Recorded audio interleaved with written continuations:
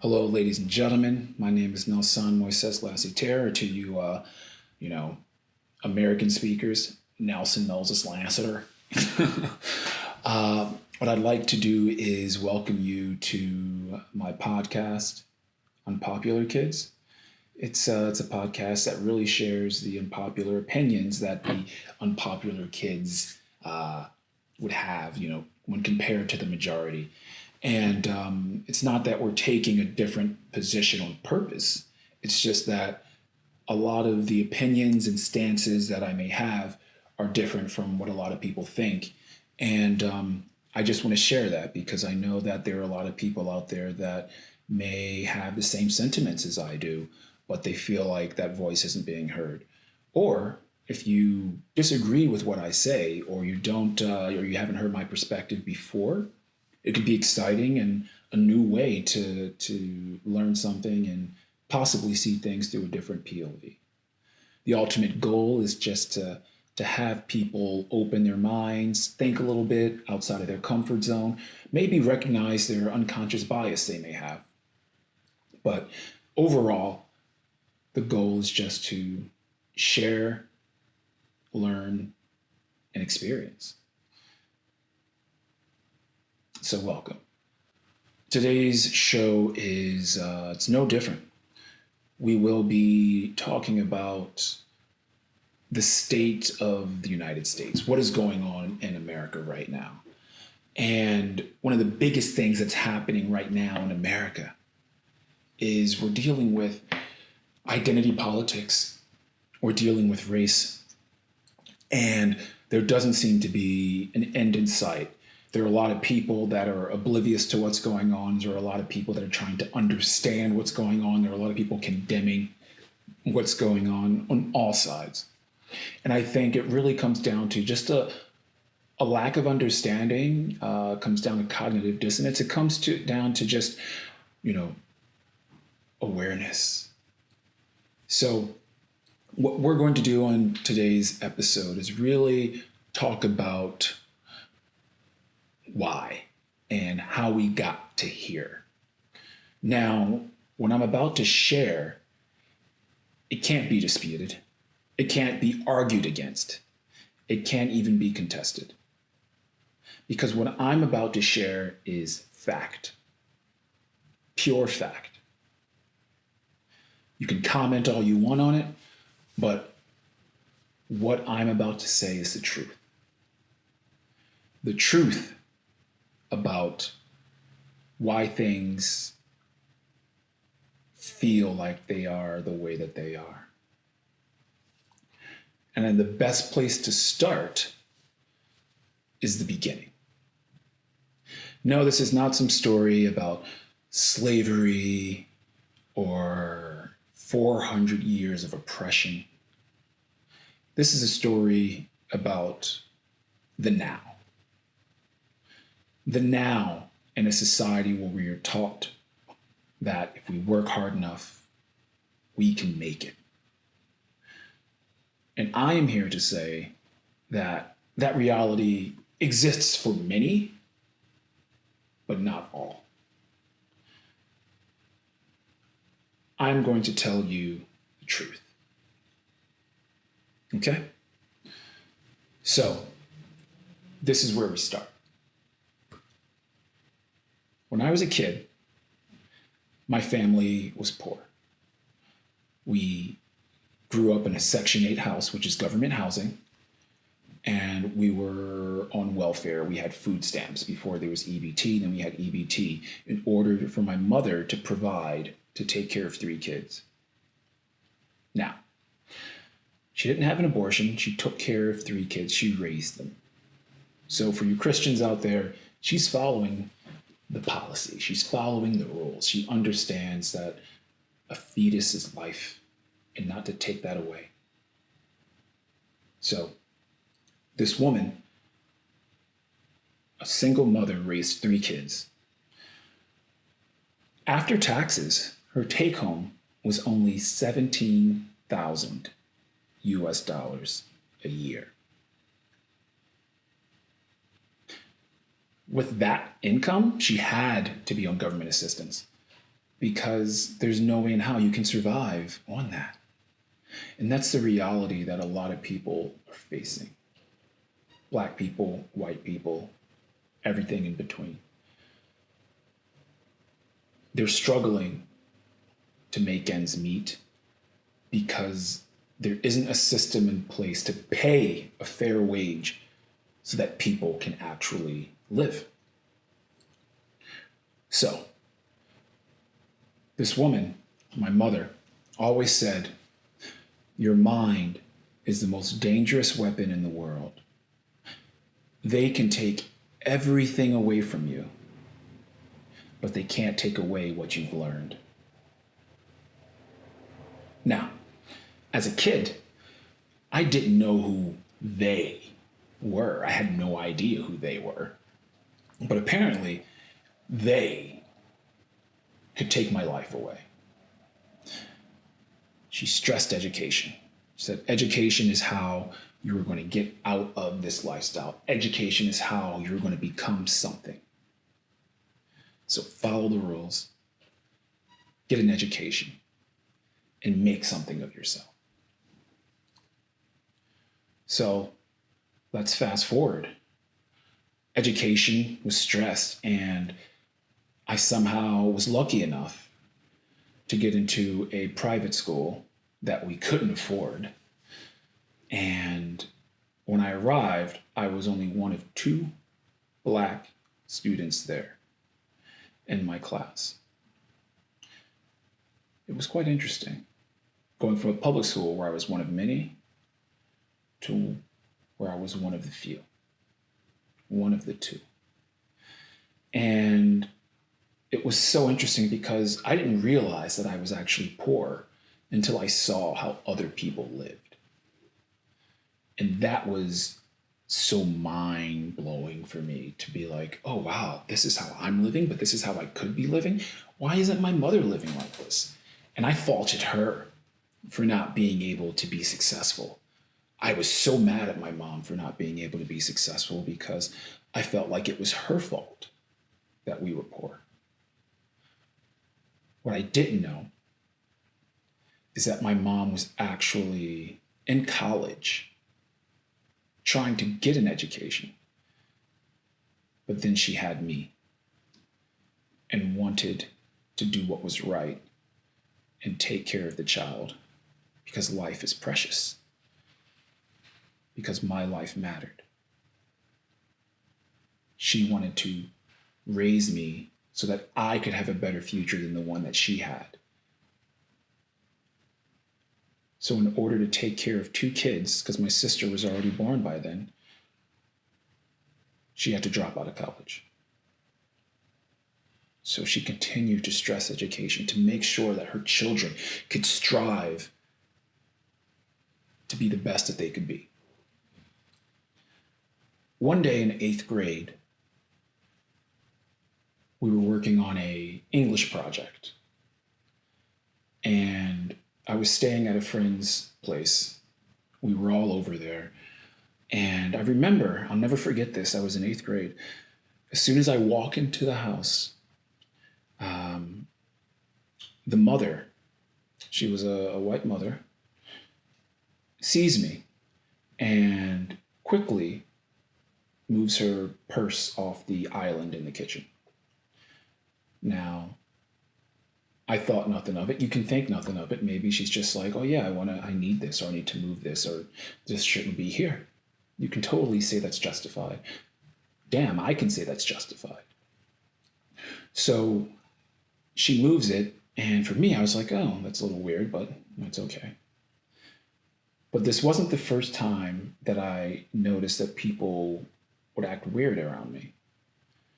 You know, I remember I was a tall 8th grader. I remember walking down the street, and there are moments where, a woman would cross the street, not a Black woman, but a white woman. I remember there were times where I would be walking around in CVS and people would be looking behind me to make sure I didn't steal anything. And I thought that these are just things that people do because, I was a stranger to the white woman, so maybe she just wanted to feel safe. Or maybe it's their job at CVS to make sure that I'm not stealing anything. And maybe for this lady, it is her, desire to not leave her purse out in the open. But then you learn that people only do those things when they sense a threat. Me in 8th grade had no idea what a sense of a threat was. I wasn't even a teenager yet. So I remember we're working on the project, and it's getting late. And everyone's like, oh, can we sleep over? It's getting late. She's like, sure. And then I ask if I can sleep over, and she says, I'm sorry, we don't have any room.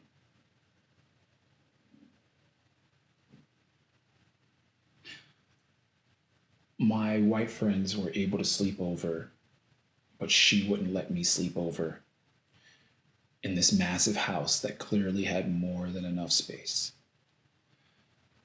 My friend was so confused why his mom wouldn't let me, because this form of discrimination he's never even experienced before, because he's never really had a friend in this situation before. He was confused. I was confused. And we had to call my mom. And my mom, I lived an hour and a half away. My mom didn't have a car. So she had to take public transportation that took 2 hours one way late at night to come and pick me up. And my mom was visibly upset. And I thought that she was upset because, she had to come all the way over here and get me. But she was upset because she had to witness her son be discriminated by his friends' parents because of the fact that he was Black. She knew what it was. Racism isn't this, oh, I don't like Black people thing. Racism is not explicit, it's implicit.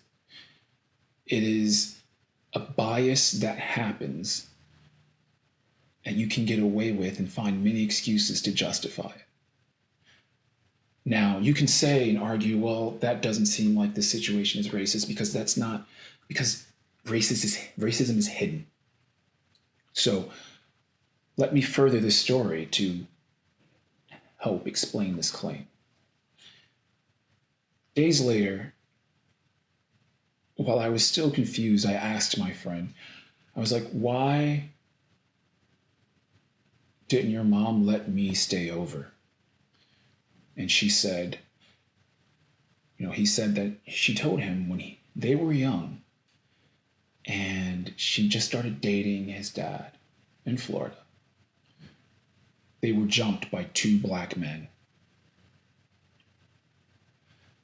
And my friend said to his mom, okay, but that's not him.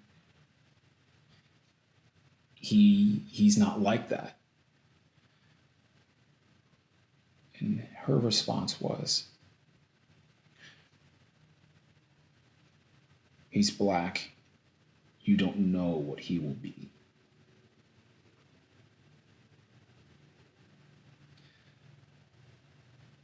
Hearing that crushed me. Because I've heard of racism, I've heard of discrimination, and I've seen all these cues. But that was the first time I genuinely realized that people in this world are going to treat me differently because of how I look.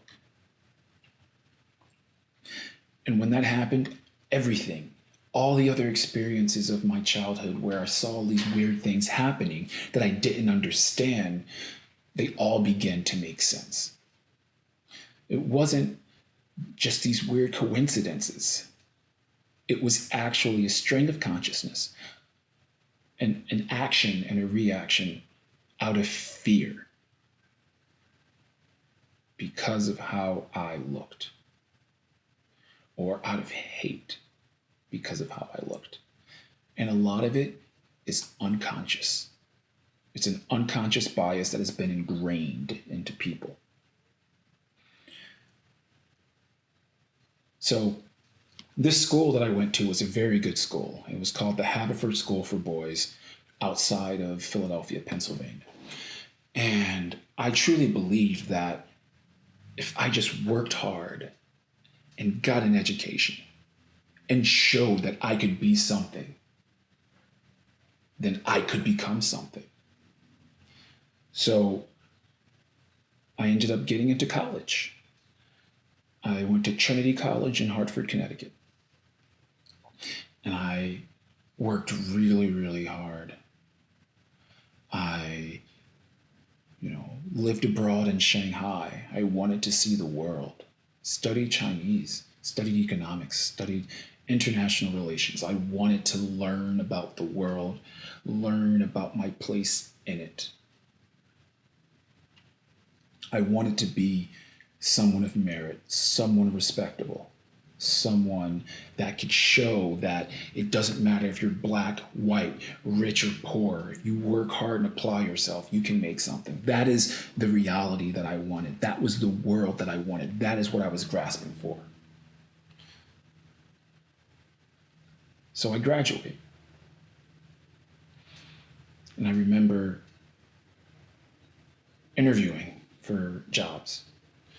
They're looking at my resume, everything looks great. We're doing these phone interviews, everything looks great.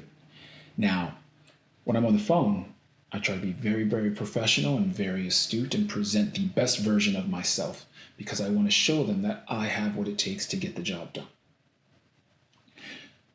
Then I come in for the actual interviews. And I walk in and they're like, "Can I help you?" And I'm like, "Yes, I'm here to meet with blah, blah, blah, and so at this time." They're like, "Okay." You sit me down. There's some talking amongst themselves. An hour goes by and I'm still sitting. The interview was supposed to happen an hour ago. And I showed up early because early is on time. And I walk into the office and it was over within 5 minutes. There's nothing more revealing than talking to someone that gives off the vibe that they just don't want to be talked to, that they don't want to have a conversation, that they're not even interested in what you have to offer. Now, you can say, "Oh, it could be this, or it could be that, or it could be this, or it could be that." But this wasn't an isolated incident. There was a trend. I went on another interview. On paper, everything looked great. And I walk in and listen.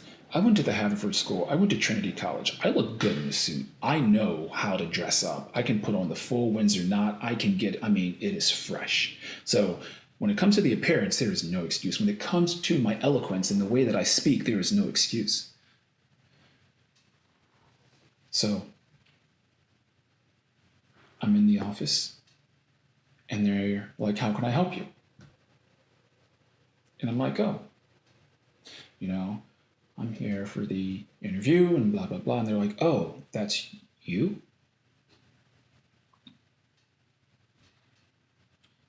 So I go in. Again, it's the same type of conversation. You can tell they're just not really interested in anything that I had to say. And then it's over.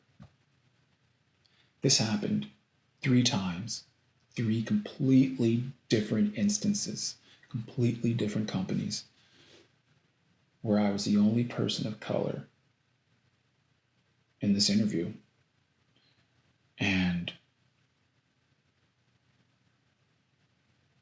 on paper, my resume and everything looked great, but then I came in and they wanted nothing to do with me.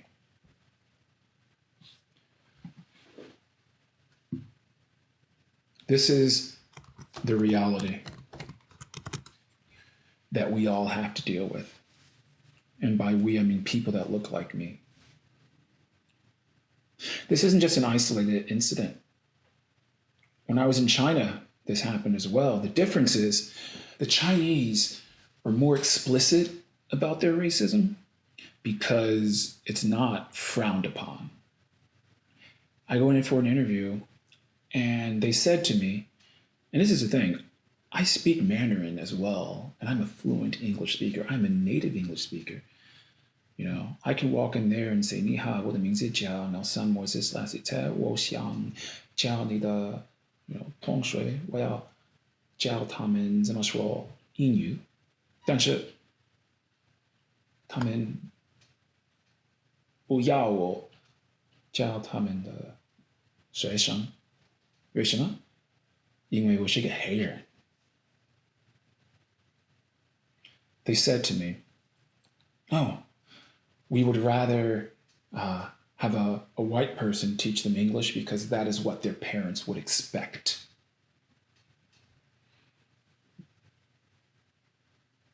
So they hired a European-looking Mexican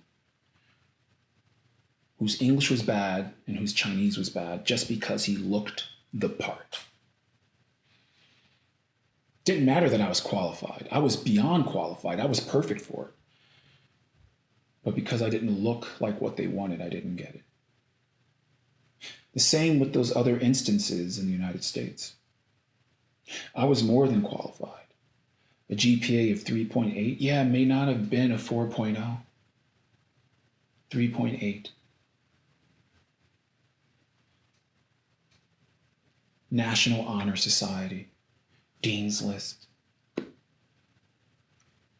I took my mom's knowledge, I took her words, and I applied myself because I believed that if I worked hard, I could become something. And I couldn't even get a job because of how I looked. This is the reality that many people face. When these things happen, it makes it hard to become successful. It makes it hard to become something of yourself. And I was lucky enough to get into a private school. I was one of 2 Black kids in my school. Imagine all those other Black kids in the neighborhood that are more than deserving but can't get that opportunity because there's just not enough slots. The system is designed to not allow everyone to be successful. And then the ones that are then have to deal with the reality that because of how they look, they can't get that success that is promised to America. Now, that's enough to break someone's spirit. It didn't break mine because I'm a very strong-willed person, but you can't expect everyone to be strong-willed. Because I guarantee you, everyone else that benefits from their privilege or benefits from actually being able to get that job because they look the part, they're not strong-willed. The point is, these are the realities that we face. And these realities make it hard for people to succeed. But the story doesn't end there. Okay? Now, you have this individual who works hard, who tries really hard to be the best version of himself. And then he finally discovers who they are.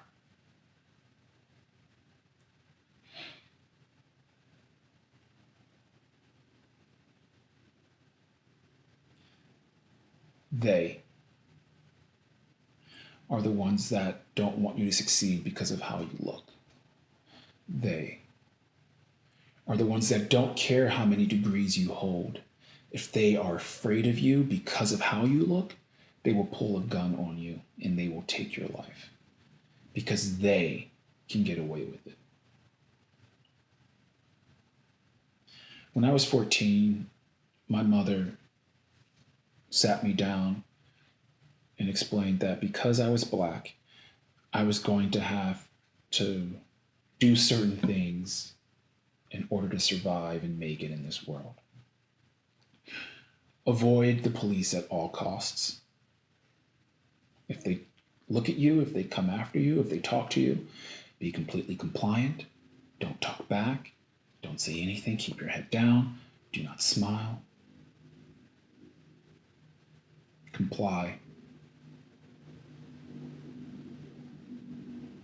More importantly,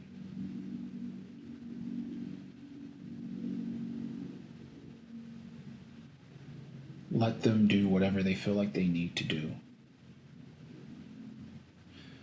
Because if you don't, they will shoot you. Imagine being a parent and having to tell your child who has not even experienced the world yet that the people that he was taught in school and in society that were here to protect him are the ones that he needs to be afraid of. Because those people will take everything away from you and get away with it. Because the law protects them, but not you. You can be completely innocent and you can lose everything. That's why she said, knowledge and education is what's going to take you far.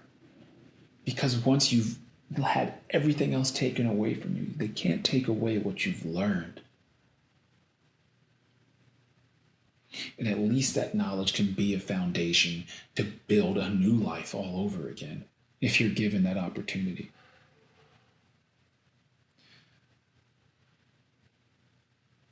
But yes, what was even more revealing is when I learned that other Black parents had that same conversation with their kids. And the older I got, I realized other Black parents had that same conversation with their kids. Didn't matter if you were in Philadelphia, didn't matter if you were in Oklahoma, didn't matter if you were in Texas, California, New York, Maine, New Hampshire, Florida, North Dakota, South Dakota, Georgia. It didn't matter. They universally, without communication or interacting with each other, had the same conversation. Because it doesn't matter where you are in the United States, that reality is what we have to experience. Doesn't matter how hard we try to make something of ourselves, there will always be that bias towards us that prevents us from succeeding. And we can try and work our hardest to break that and prove that it doesn't matter if you're Black or white, you can make it. The problem is, the ones that make it are the outlier and not the norm. Because this system is designed to prevent outliers. The unconscious bias that is ingrained that you aren't even aware of prevents the outliers. Think about the Central Park situation, and I don't want to put people on blast and mention names, but that woman knew what she was doing. She knew that if she called the cops and acted frantic and said the words "Black man," that they would come immediately and they would probably arrest him, attack him, or maybe kill him. She knew, which is why you see the tone in her voice. She starts talking frantically and then she goes, "It's a Black man." In an uncomfortable situation, because she wasn't getting her way, she knew that she had power. She knew that power existed. She may say that she's a liberal voter. She may say that she lives in a blue state and she's not a racist. But that unconscious bias came out. And she knew what her power was as a white woman. And she knew that that power could ruin that man's life. And when given the choice, that is what she did. She would rather ruin another person's life because she couldn't get her way with something as simple as putting a dog on a leash. These are micro aggressions. These are micro situations that happen every day across the country. Most of them just aren't recorded. This is the reality that people like me have to live with. Now imagine if that was me in that situation. Someone who worked hard, who was trying to make the best of himself, who came from nothing and he's working to make something, the first male in his family to go to college. First to leave the country and see the world. Speaks a foreign language. Wants to make something of himself. Imagine if that was me and the cops did come. And I complied. But like we've seen all over the news, they'll believe that other person's word over the truth because of how I look. And I could have easily have had an officer's knee on my neck, screaming that I can't breathe. And that would have been the end of my story. I would never have been able to prove that you could become something if you work hard, that it didn't matter if you were black or white. That opportunity would not have been given to me. Because that is the system that we live in. A system where all you have to do is say the word black man, and instantly my life is in danger. How are people that have to deal with that are supposed to succeed? How are they to succeed?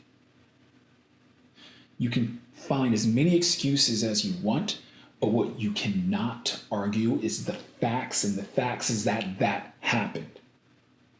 The facts is that that woman did not want me to stay at her house. The fact is that these people would rather hire someone white than someone black. Those are the facts.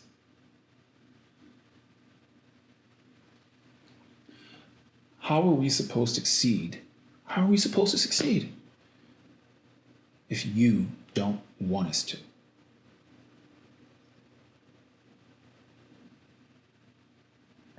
That's what it comes down to. How are we supposed to make something of ourselves and prove that it doesn't matter if you're black or white, you can make it if you work hard?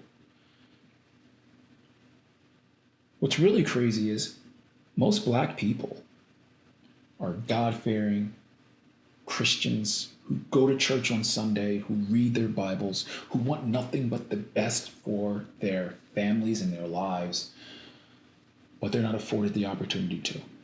And then you have the slim majority, the people like me, that are lucky enough to go to a private school and then go to college, and still be denied the opportunity to succeed. This is why black people protest. And this is why we take a knee. Because we don't have any other alternative. Then you ask, well, why are they looting and why are they doing this? That's not helping the cause. Well, trying to succeed and play by the rules didn't help the cause either. So what do you do when you feel like you were left out of options? I'm not condoning violence of any form. I'm not condoning looting. I'm not condoning rioting. But there's a problem where you can have a group of white men with weapons, armed to the teeth, go to your state capitol, and your law enforcement just stands there and lets them yell at them. But then, if you have unarmed black people with signs protesting, those same officers come with tear gas? How are we supposed to succeed if you don't let us, if you don't want us to? Now, if a bunch of black people showed up with weapons armed to the teeth to the state capitol, I guarantee you that those officers would have been very, very happy to pull that trigger. But why didn't they pull them on the white people? Because the laws of this land, apparently, and the respect of this land only applies to them.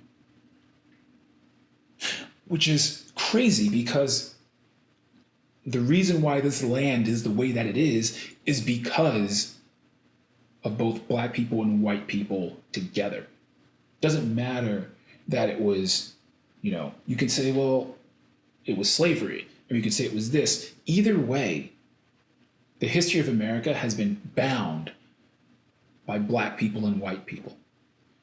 Whether it was because of the 400 years of slavery, whether it was because of the developments and the inventions by black people, whether it was because of the booming economy created by slavery, this country would not have made it if it wasn't for black people. This country would not be where it is if it wasn't for the free labor of black people. This country would not be where it is if it wasn't for people that look like me. Therefore, people that look like me are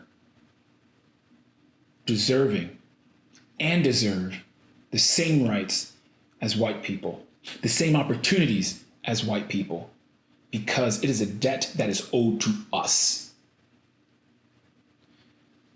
That is why we protest, because we know that we deserve the same rights, and we will not rest until we get the same rights.